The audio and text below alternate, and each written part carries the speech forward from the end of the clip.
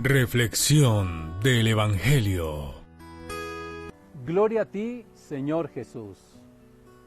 Mis hermanos, nos encontramos hoy con alguien que interpela a Jesús. Jesús está en su misión, está pasando de ciudad en ciudad, de pueblo en pueblo, y de repente alguien le hace una pregunta que tal vez ustedes y yo también nos hemos hecho muchas veces. ¿Serán muchos o pocos los que se salven? Y entonces Jesús, que no se pone a responder esas preguntas tan puntuales, a lo que invita es a que entremos por la puerta estrecha.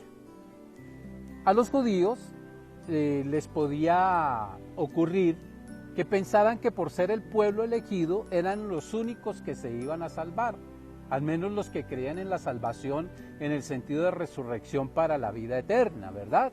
Ellos eran los privilegiados. Y Jesús va a dejar muy claro que la cuestión no va por ahí.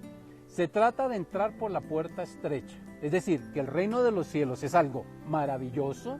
El reino de los cielos es el gran acontecimiento de Dios que salva, pero que también no es fácil entrar, porque el mundo se opone de una manera también frontal contra el reino y estamos tan acostumbrados a esas cosas del reino, o más bien del mundo, que nos olvidamos o se nos vuelve una lucha encarnizada con el tema del reino, ¿verdad?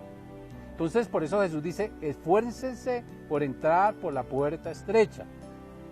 Puede suceder que aquellos que crean tener el privilegio o la convicción de que se van a salvar, tal vez no les ocurra, precisamente porque se confían, porque se creen muy privilegiados y descuidan lo esencial del reino.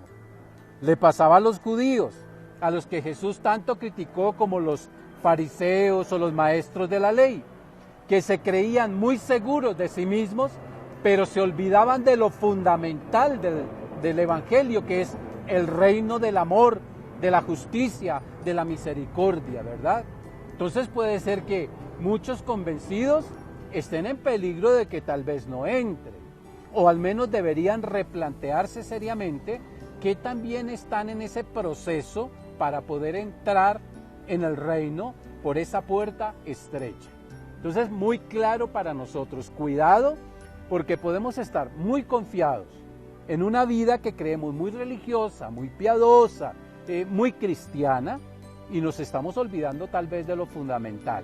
Nos estamos olvidando de que el seguimiento de Jesús tiene exigencias, de que el seguimiento de Jesús implica sacrificios, de que el seguimiento de Jesús implica meternos en los terrenos difíciles de la vida, allí donde la situación es compleja para muchos otros hermanos, y tratar de ayudar, ser la mano tendida de Dios para ellos, de tal manera que el mundo se vaya transformando para bien, pero no nos va a ser fácil.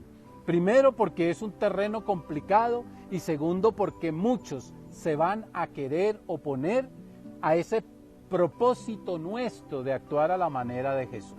Entonces, muy claro con esto. La pregunta, ¿serán pocos los que se salven? No lo sabemos. Ya el libro del Apocalipsis nos adelanta algo en el capítulo 7, ¿verdad? Que había una multitud inmensa en la visión de Juan, desde la isla de Patmos. Él dice que tuvo una visión y una multitud inmensa que nadie podía contar. Algunos en otra denominación religiosa hablan de que solo se salvarán 144,000. No, eso es una cifra simbólica. Son muchos, pero hay que hacer el esfuerzo, hay que hacer la tarea, hay que estar atentos a los signos de los tiempos, al Espíritu Santo que nos quiere hacer protagonistas de la historia para transformarla a la manera de Dios. Entonces, todo el Evangelio nos va conduciendo hacia eso, ¿no es cierto?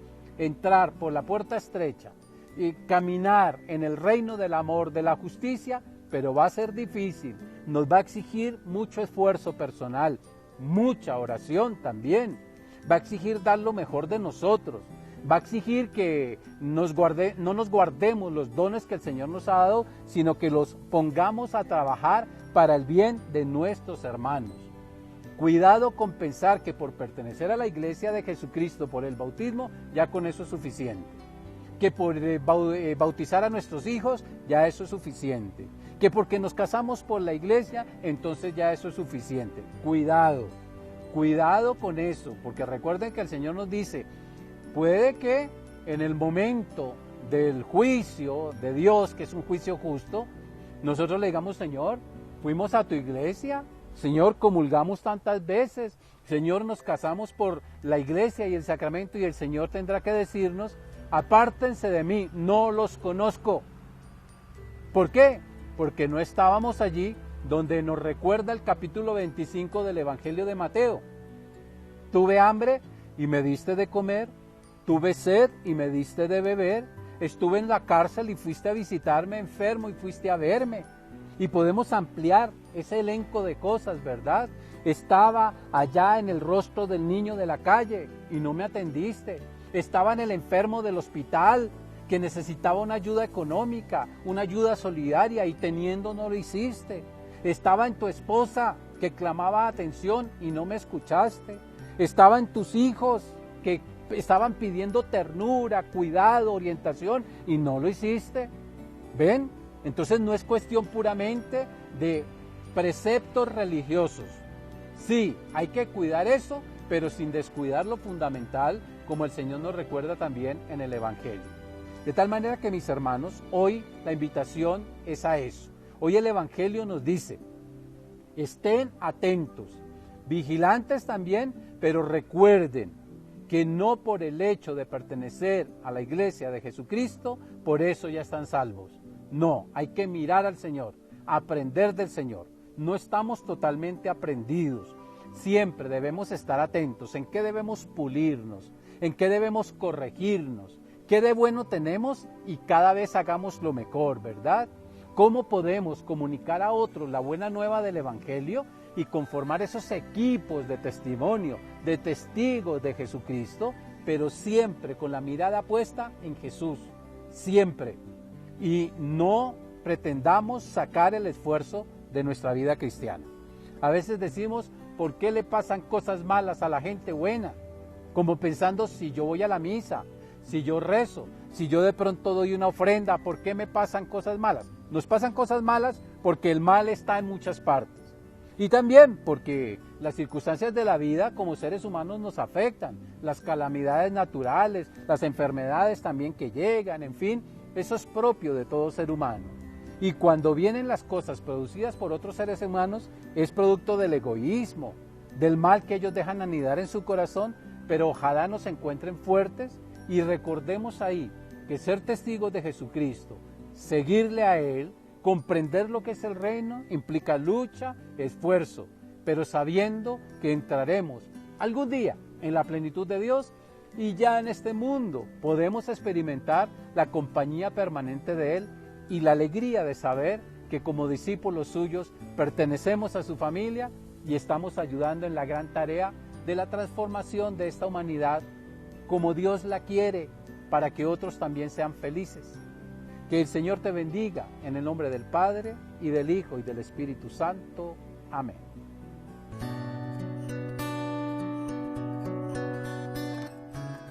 Reflexión del Evangelio.